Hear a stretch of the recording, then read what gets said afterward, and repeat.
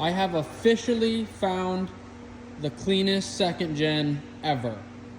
Lowest miles too that I can find. 55,000 original miles. Interior's perfect. And it's a manual. Let me show you this bad boy.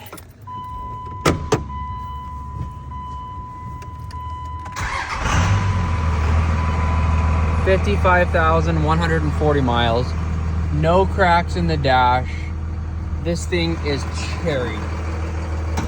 Please look at the motor on this truck. It's a one owner truck, 55,000 miles.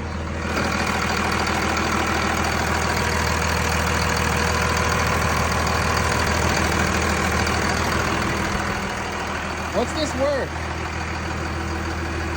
It is rear wheel drive, so it's 2-wheel drive. Body's immaculate, no rust, frame's really straight. Bed cover. What's this worth? Did I do good on it? What should I list it for? I'm just gonna hit the website today, but I just don't know what it's worth.